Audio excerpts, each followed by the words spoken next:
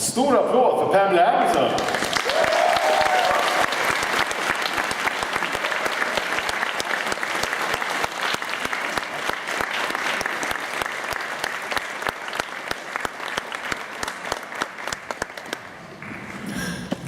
Hello. Have a seat. Hi, my name is Peter. Welcome. Hello. Whoa, that's loud. I'm going to sit over here, not to distance myself, but just so I can... Make sure you sit over there. Yeah, so I can see you better, that's it. Okay. So, welcome to Sweden. Thank you. First time? Have you been here before? Oh, I've been here lots of times. Lots of times. So Anderson is a very Swedish sounding name. Do you have any Swedish connection at No, all? I'm Finnish, actually. It's Finnish? I'm not from, my grandfather was from Finland, but it's Huitinen is my last name, and they changed to Anderson when they came to Canada. Okay. Yes. All right. Well, Canadian. it's our neighbors, so. Yes, but still Scandinavian, Yeah, so close enough. you can pronounce it, maybe easier.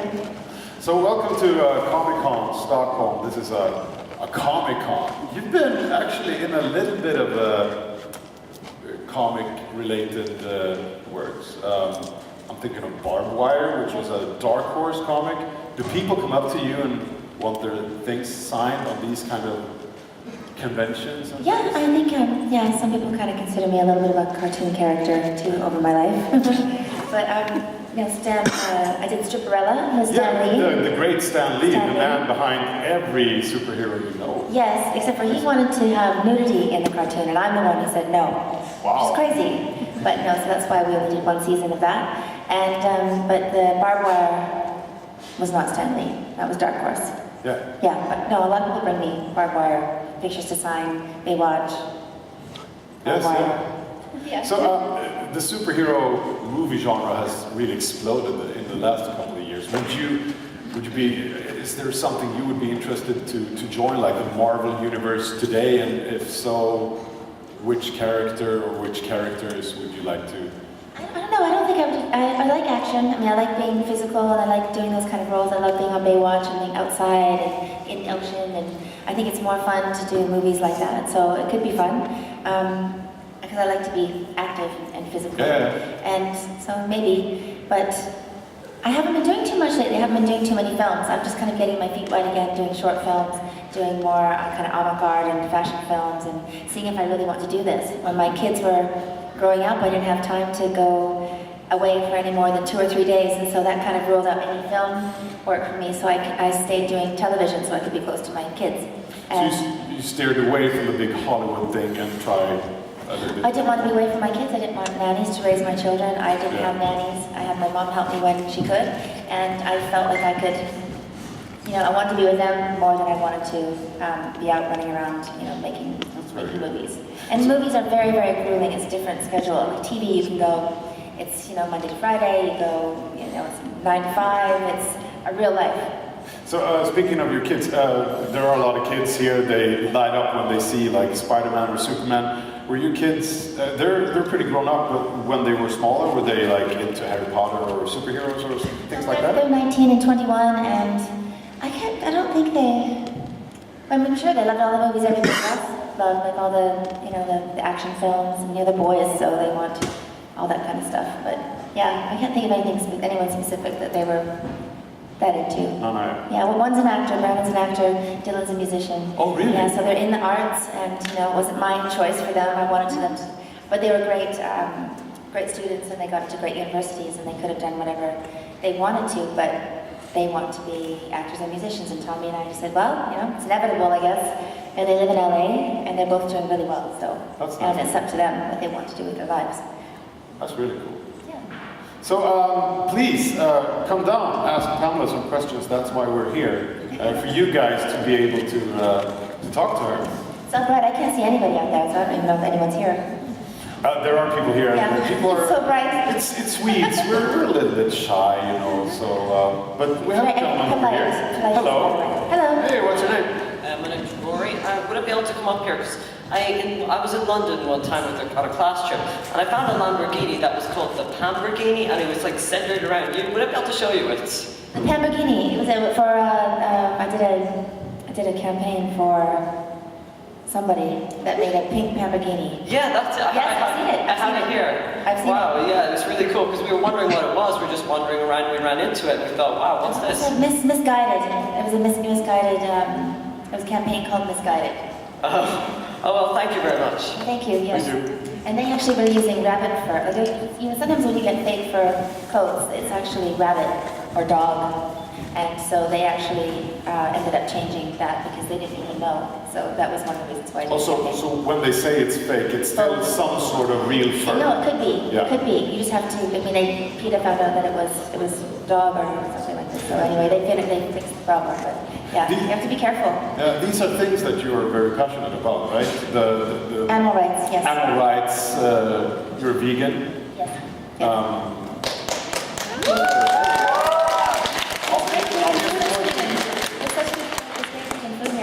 It's a very progressive country. I think it's like we're at the top of, the recycling for. You guys have been doing good things for a long time. It's a nice, healthy country. Is it hard being of that lifestyle in America? I mean, here we can find all these products, but Well, California is fine. Oh, Big right. cities, yes. Maybe not so much in smaller places or like in the south. People eat a lot of meat. Texas, places like that. But you can always be vegan, and even if they're in a place that serves meat, you can always just eat vegetables. hello. Hi, what's your Oh, hi, name? I'm sorry. It's so dark. It's okay, I'm tiny here. Hi. You can pull the mic down so we can hear you. Oh, thank you. Of course. Okay, can you hear me now?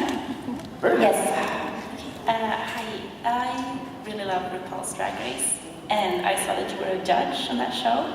Could you tell us a bit more about that? That I'm Dutch. Oh gosh, you really What'd you can't say? hear me, can you? Sorry. I was watching RuPaul's Drag Race, and I really love that show, and I saw that you were a judge. Oh, RuPaul's Drag Race. Yeah. Yes, okay, I'm sorry. Yes. Yeah. I love RuPaul's Drag Race. Yeah, I wanted to be a judge. Yeah, could you tell me more about that, or what was it like? Well, I mean, it was so fun. She was on VIP and always been a great supporter of mine, so she always wanted me to be on her show, and I got to be a judge, and it was so amazing. These people that, their makeup and hair is so talented, and it was funny, the one that I was on, because the one that won, she ended up throwing up off the side of the stage. She was so excited. She was very excited, and then vomited.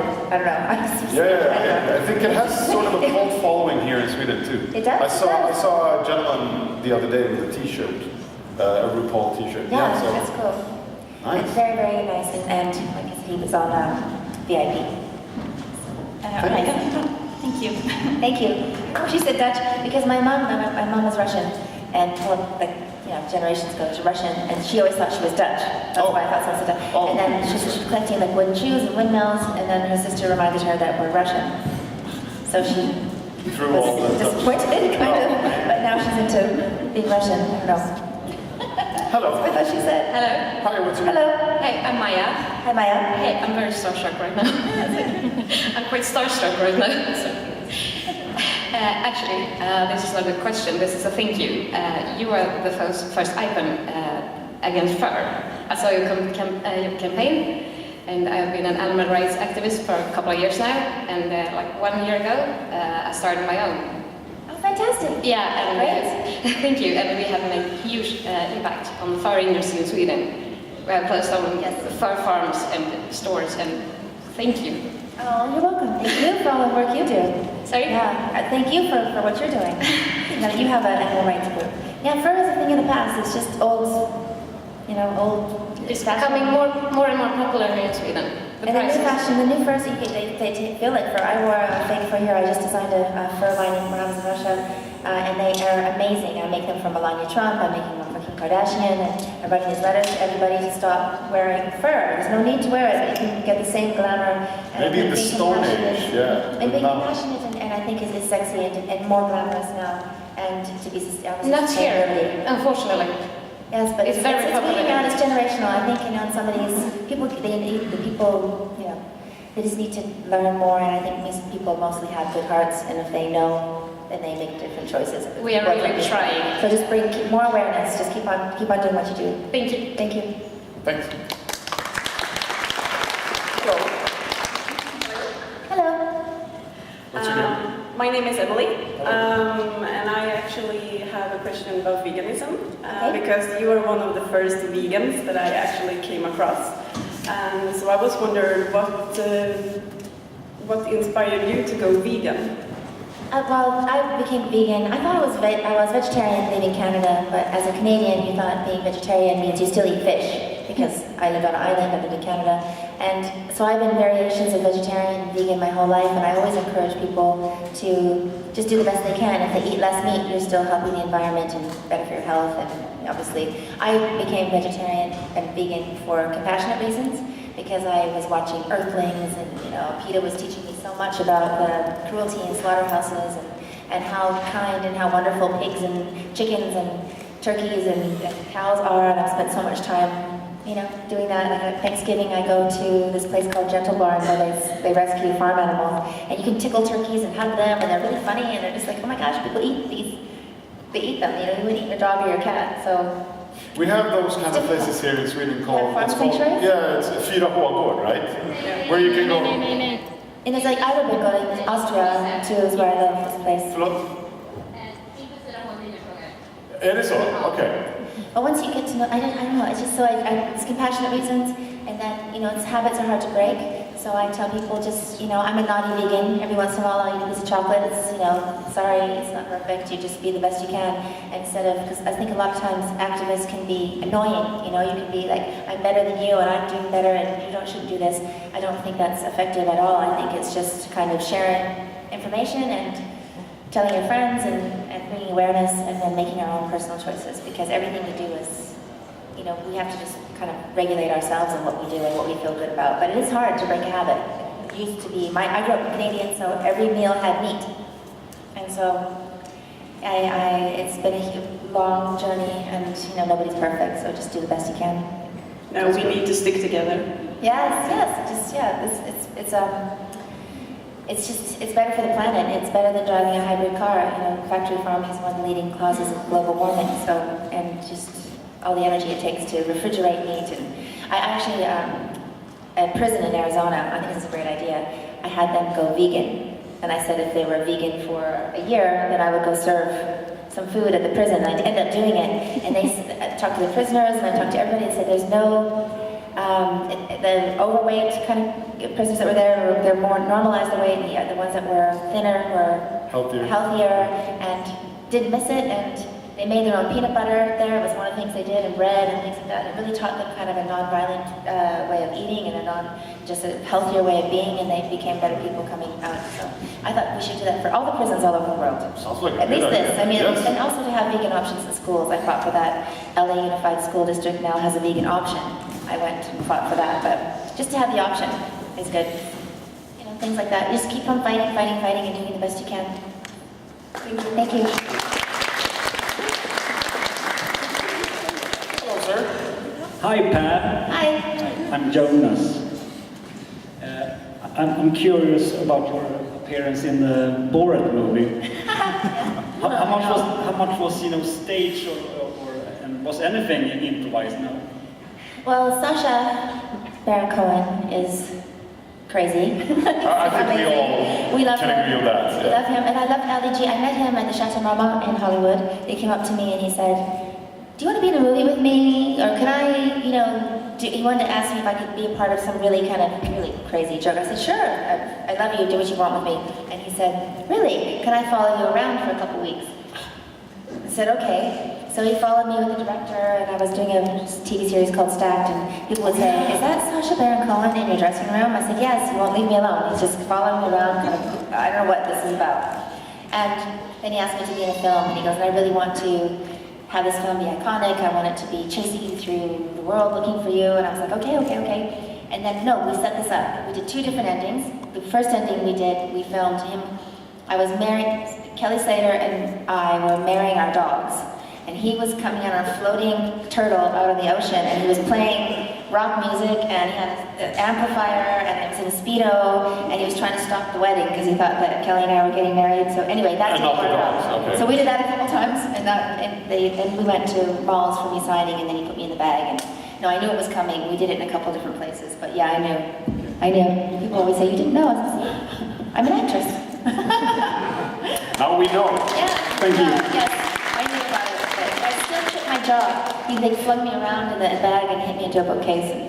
And I'll always remember Sasha right here. I got a hole in my jaw. So It's dangerous. Yeah. Being in the bag, upside down. Do you meet him ever, like nowadays? Yeah, I see him and his wife. Yeah, they're very sweet. Nice. Hello. Hi. Hi. I'm Emma. I'm a volunteer for Sea Shepherd Scandinavia. Oh, fantastic. And thank you. And I'm just wondering what you think we should do about the whale slaughtering in the Faroe Island here in Sweden. The Faroe Islands, the slaughter. Yeah. I've been there, and people are very, very angry about it. It's when things are cultural, or they're in historical kind of things that they do. It's very difficult to change. It's kind of generational, but we know that we're not going to make it. Sea Shepherd gets kicked out of there, they get arrested, everyone goes to jail all over the place. But it's a horrible thing. It's a blood sport. They don't need to be doing this anymore. Even 200 years ago, whaling was sustainable. People were eating the meat. Now it's toxic. It causes all sorts of birth defects. Pregnant women can't eat whale meat. So no one should. If you're pregnant, you can't eat it. You shouldn't eat it, right? Yeah. And so it's just a terrible slaughter. And the same is happening in Taji and the dolphins, and capturing dolphins and then the sealing in Canada. Because people say, why are you picking on us? I said, I'm just trying to figure out whatever animal issue is happening in that country when I go there, because I get to travel so much and kind of help bring awareness to it. But no, Sea Shepherd can't be there anymore. So it's just a matter of bringing awareness. People don't even know about it because it's such a small kind of place in the world. And so the more you can expose it, that's what's great about the internet people are, like, cruise ships aren't going as much. They can do so many great things like diving, and there's so many other beautiful parts of that place, but it's stained by this kind of really bloody, terrible. So you think we should come with suggestions? Pardon me? You think we should come up with suggestions how to make people go there and turn... Well, just to let them know that if tourism would be much more, people would go there more if they didn't do this. You know, if they, like I said, cruise ships are even stopping going, because what if they come and it's the ocean's full of blood? You know, they can't traumatize the people on the boats. And it is such a beautiful place, all the fjords, all the diving, and there are people there that are trying to do this. They're trying to show this is a beautiful place, and come for diving and come to look at the whales, the pilot whales, instead of coming to in flood. But, well, they're not really coming. It's mostly, you know, people from there. But yeah, and it's not a sustainable hunt. People were rowing out in wooden boats before. Now they're motorboating them in and you know, ushering them in. It's not like it's not really the way it began. And women and children weren't allowed to come to these things. Now they are rolling kids in strollers and watching and having kids jump on the whales and put the sword in the blowhole and cut the spinal cords. And their boots are full of blood. Hands are stained with blood. It's just not. I don't think it encourages, you know, compassionate behavior. So yeah, talking about it and bringing awareness to it is the best thing, and then hopefully they just change and there's less need for this kind of entertainment. Because I think it's very difficult to know how many whales are left in the ocean, and we need whales in the ocean. They fertilize the plankton. Plankton's responsible for 50% of the oxygen that we breathe. So we have to protect the biodiversity of our oceans, or the oceans die, we die. So it's very important. So thank you. Thank you. You have a platform where you can go and find this information that you know so much about, right? Well, I'm a foundation or something? I have my own foundation, the Pamela Anderson Foundation, but I am the board of directors. I'm the international board of directors of the Sea Shepherd Society, which she's part of. Yes. And you know, we meet regularly, and I do a lot of work with them. But I speak at the Kremlin a couple times a year. Oh. I travel all over the world and speak about animal rights, and it just turned into environmental rights, and you know, just being compassionate to animals, you know, goes towards humans too. So I've kind of just do the best I can with all this information I get from all these really smart people. And I always say, if I don't know something, I look to someone I really admire, like a Vivian Westwood or a Paul Watson or a Julian Assange, and find out. I'm lucky that I have these friends that can give me this information, and then I have the capability of being able to speak about it in the public and press and things. And I don't try and act like an expert or be a dictator, but I always try and get involved in conversations. You have a voice and you use it. That's good. Hello. Yes, that's right. Hello. Hello, Pam. I'm Daniel. Well, I was thinking, you have this sort of icon status that everybody pretty much know who you are, and wherever you go in the world, people will already sort of have an opinion about you and think they know who you are. Do you think that is a problem, or do you enjoy it? I mean, well, you have no choice. You gotta enjoy your life, right? But there's good and bad sides to it all. Like I didn't really intend to be an actor or to be in Hollywood. I grew up on an island, and just me moving to the mainland was a big deal. But coming to LA was a huge deal, and I just kind of have learned to deal with things as my life has changed, like everybody. But it can be, like I have two beautiful boys who have. I did Playboy, it didn't make it so easy for them. There's things you do, and then you think, oh gosh, I wish I didn't do it, but I didn't realize my kids were going to get in so many fights at school, things like this, I look back and they've had a very colorful life, surrounded by artists, and they've learned to be very open-minded and proud of their parents and proud of me, and so it's, like I said, it's just kind of been an evolution. I don't really know where it changed. It's just been my life. But yeah, people do have an opinion. And it's even hard in relationships. It's hard for me because people think they know me, or they think I'm this, certain kind of person. And you have to kind of get past that to have real friends and real relationships. Thank you. Thank you. Hello, sir. Hello, my name is Joachim. That was my brother. By the way. A couple of years ago, quite many years ago, me and my friend were talking about you, and he said that I was always curious how you got famous in the first way, and he said you were spotted on a baseball game when the camera was kind of, you can tell me if it's true or not, because it's like a bet with him, that the camera was like floating around, and then you were sitting there and they started filming you. Is it a myth or is it true? Well, kind of true. I'll tell you. I moved to Vancouver from a small island that I was on. My mom didn't want me to go. Didn't want to. You never would leave an island usually when you grew up on one.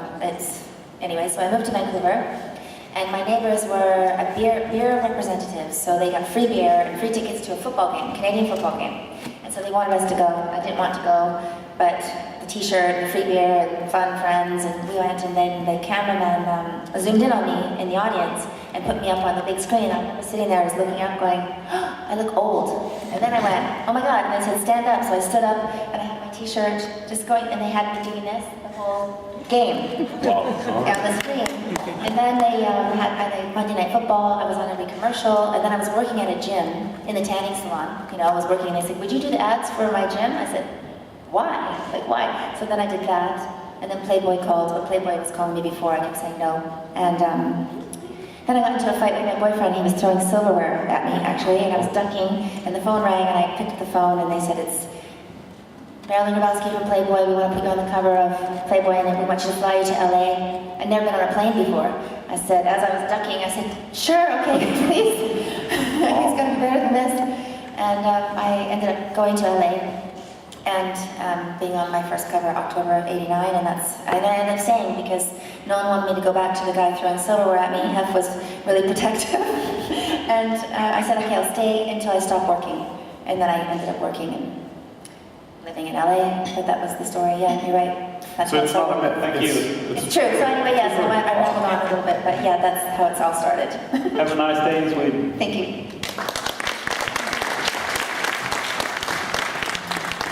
Hello.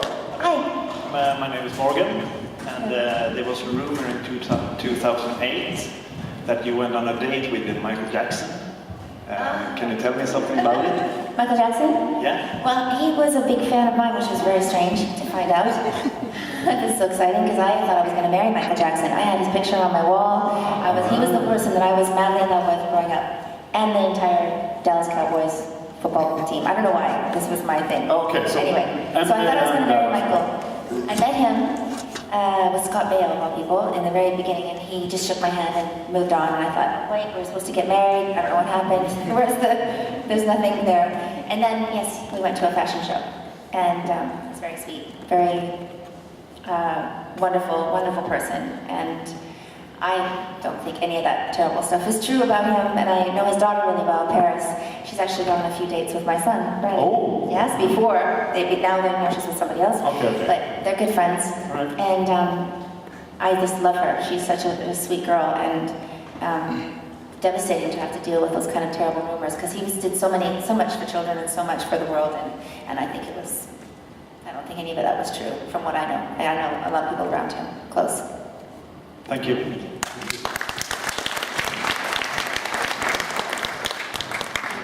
Hello. Hello, I'm Matthias. What is the best and worst purchase you have ever made? Purchase? Purchase. Something Like you something I bought. bought? What's the best thing I ever bought? Oh my gosh. Okay, what did I buy? Well, my house. I bought my house, and everyone told me I couldn't do it. It was too much. Believe me, it was. I was way over my head. I just finished building it a few years ago, and the best thing I did was not listen to anybody around me, which is, I never listen to anybody around me, hardly. So, but I built it, and it's in Malibu. It's on the beach, and I rent it out, and it enables me to travel and live in Europe now, because and not have to really work so much. It was the best investment I ever made is to do that. And probably the best thing I felt good about purchasing was when I bought my parents' house and paid their bills, and that's always the dream, I think, of every child, is to do that for your parents. But the worst thing I ever bought, just stupid crap. Just like jewelry for my husband or something stupid. No, just things like, meaning, the investments are really good, and also, giving money to great charities and things like that is the best way to spend your money. But we all make, when you first start making money, you can do stupid stuff. I've done plenty of that.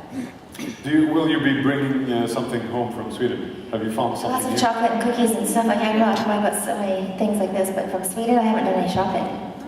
But just stuff like this. What else? What up?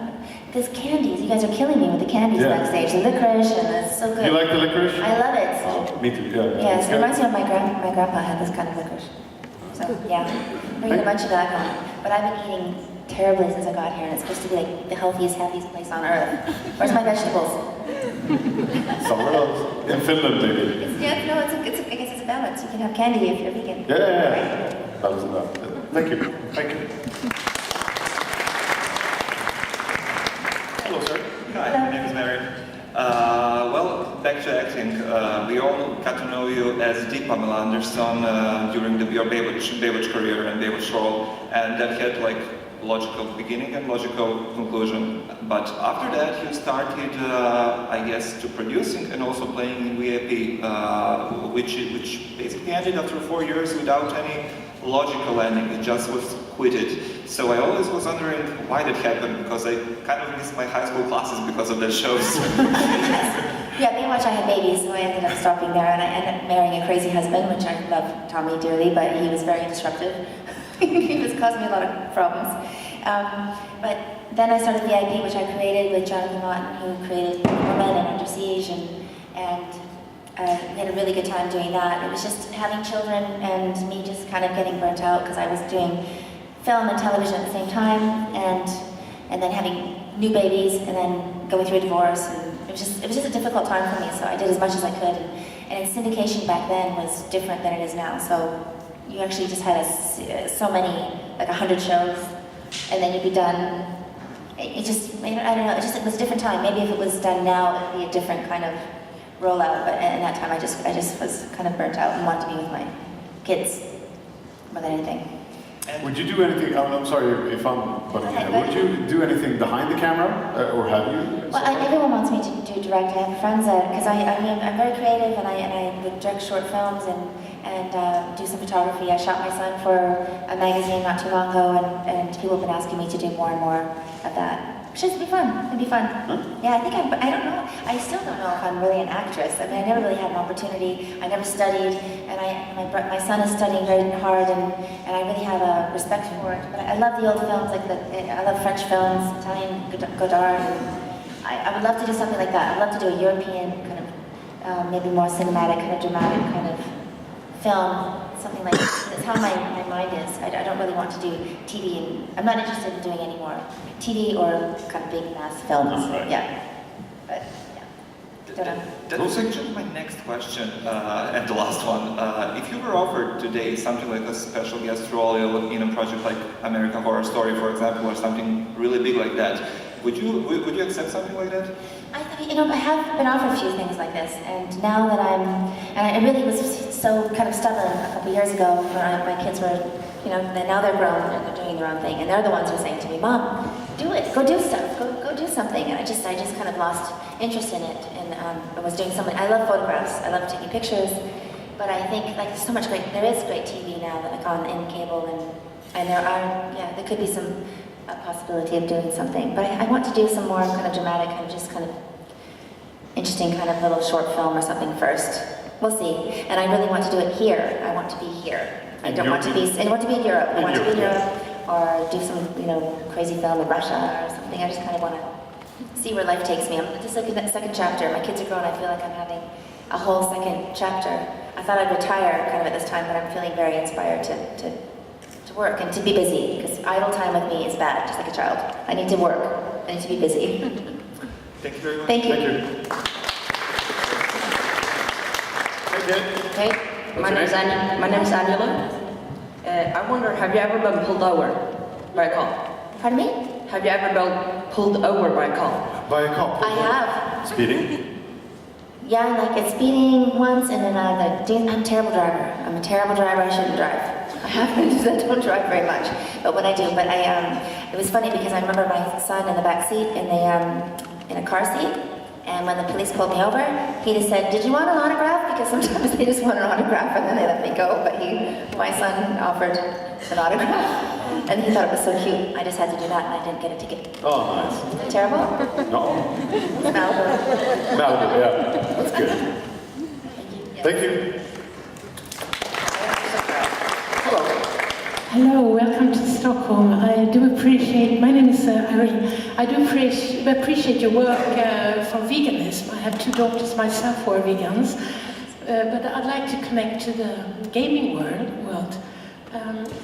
What do you think about the ideal that is presented according to females? I mean, in gaming? Yeah, well, I work as a teacher at high school, and I'm thinking about the female aspect of gaming. What do you think about that? How females are represented in the gaming world, what they look like and what they do, well, there are some terrible games. I think I agree. I'm not a big fan of the violent kind of war games, or the ones that have women as prostitutes and things like that. I don't think it's good, and because it becomes an addiction. I think people really get their lives become this, and it's just so real looking now. It's frightening. I agree. I think it's we just have to be careful. I remember I have a funny story with my kids, because they were playing Call of Duty when they were younger, and I was thinking, oh, this is I mean, I knew it was bad, I knew it was kind of violent, and then when but I did a bad thing, because I went to the room when they were fighting, and I hate when they fight. That's the only time I freak out is when they're fighting, like physically fighting. And I ripped the PlayStation out of the wall, and I smashed it on the ground, and I said, "There's no violence in this house." I was like, "Oh my gosh!" And they just looked at me, they're like, "Mom, you just were the most violent person I've ever seen." So that was not a good lesson, but no, I don't like all that. But my boyfriend's a soccer player, and they all play these games. And it's so real looking, it's kind of scary to me. And women, you obviously want them presented in the best way, but it's like movies, like everything, we have to watch what our children are watching and talk about it. Very good. Can I just put one more question? As a very famous person, is there anything you could do personally to change the view we have on women in the gaming world and to present ideals for the next generation?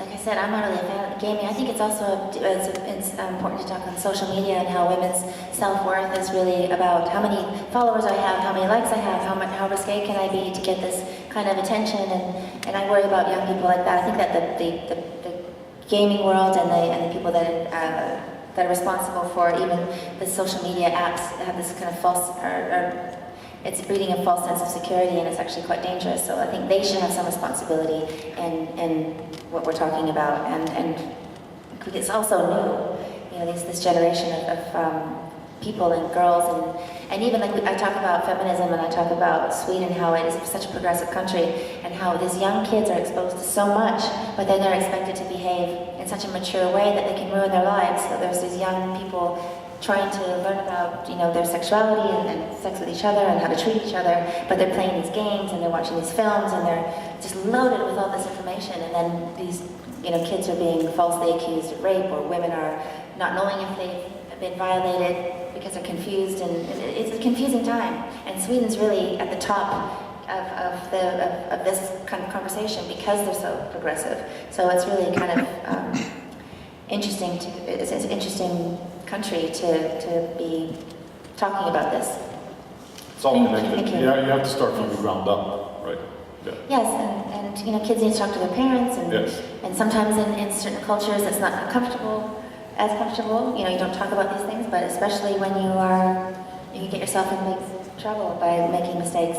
I have 2 boys, so I'm concerned about boys too. We always are worried about our young girls, of course, but we need to care about young men as well, and that will, everything will be better if we think of everybody, but everyone. There are issues in both. Thank you very much. Thank you. Thank Enjoy you. Sweden. Thank you. Vader, hello? Yes. Hello again. Was it you who took a picture with my daughter yesterday? Might have. I took a Thank photo. you in that case. She's a super fan. My 2-year-old daughter loves Darth Vader. Sorry. Go ahead. Nice to meet you again. My name is Kai, and I really encourage more people to come down and ask questions, otherwise I can stand here all day. To start off with some easy questions, what game shows and what kind of series and sitcoms are you looking at right now? Because you were like the focus in the 90s with both Baywatch and Barbie. What do you watch? Yeah, what do I watch? Do you have time? No, I don't really watch a lot of television, but I watch. I like certain shows, like not news shows, but different kind of documentaries and films that I like. And I don't really watch a lot of television, but I don't really watch it. I'm trying to think of if I did watch anything. I had like Mr. Robot was cool. Mr. Robot. Yeah, Mr. Robot is cool. Yeah. I've seen that. I watched an entire series. That's so crazy how people do this now. They sit down and watch 12 episodes in a row. Binge watch. Binge watch. I did that. I did that with my boyfriend. Yeah. With what? I was like, With what show? I did it. Actually, I'm saying I did it with Brandon. Mr. Robot. Mr. Robot. Like yeah. 6 at a time, and then you go watch those things. I couldn't believe I did this. But that's how people are consuming television now. It's really really kind of cool. Thank you. And I read a lot. I read every day. I'm reading all the time. So if I go get on my phone and if I'm looking at Instagram, I'm looking at stuff too long, I'm like, okay, put it away. I've got to read for as much as I'm doing that. I need to read and keep my brain. Is it comic books and fantasy literature? Not so many comic books. What about your friends here? You have Ian and you have Corby and all. Do you watch How I Met Your Mother and Game of Thrones, for example? I like Game of Thrones. Yeah. Did you meet the other guests? No. We have. Oh yeah, I had 2 guests. Yeah, I met them. I met a couple people. Just quickly. The gentleman from Game of Thrones, and yeah. I think that's a great show. And your fellow Canadian Kobe Smulders from How I Met Your Mother, yeah. So you met them backstage. Yes. Yeah. Thank you. I have one question. I still encourage more people to come down. You can have one last question, then I think we're about done. Okay. One more. Okay. Maybe I should make this about. During the 19s, you were also like this sexual kind of figure, and now when you're older, still as beautiful, that. But you are very concerned with animal rights. Are you also concerned with like feminism and that? Because that's not really what the 90s were about. That's what people think. I was an animal activist since I was really young. I stopped my father from hunting. I had like a cat that walked sideways. I had, all the misfits came to me. I always had that around me. So I was always an animal person. So when I started getting attention on Baywatch, I wanted to share that attention with something more meaningful. So once I figured out there was 150 countries that Baywatch was in, which I didn't even know there was 150 countries. But always an issue. So I've added that to my career, and I've always been doing that, but people just kind of know about it more now that I'm not doing so much TV and Playboy maybe, but I've always been an activist. But you said you wanted to do more serious as well. Do you look for a more serious role now? Well, maybe yeah, a little bit more dramatic, more cinematic, more beautiful, interesting. Party. Yeah, just artsy kind of things but you know, TV was fun. I couldn't even believe I was doing it. It wasn't something I pursued, so I was really lucky to have that experience and then to have that break from it, raising my kids. And, you know, I did have a wild and sexy life. I mean, I had a lot of time at the Playboy Mansion. You know, Hefner is a really dear friend of mine and a great person. And, but I think activism is sexy. I think there's no age that it ends. You know, just I have nothing against that part of my life, or this part of my life. It doesn't feel any different. But I've been able to do this long enough now, I think, where people know that I walk my talk and I'm doing what I believe and what I say. And so then I get to talk more about activism, and people are just like, I don't want to talk about that. They know that that's a majority of my life is philanthropy. Yeah. Thank you. And Thank you. I know that you're a big role model as well for a lot of young women out there. So thank you. And Thank you very much. for talking to you. Thank you. Thank you. Thank you so much, Pamela. We're going to let you go. Thank you, everyone. Pamela Anderson.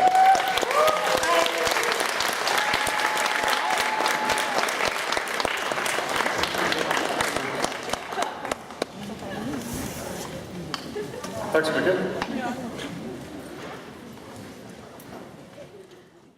Thanks a lot for watching this video. If you're interested in more Q&As with Pamela Anderson, click the left video, or if you want to see some Q&A with Ian Glenn instead, click the right one.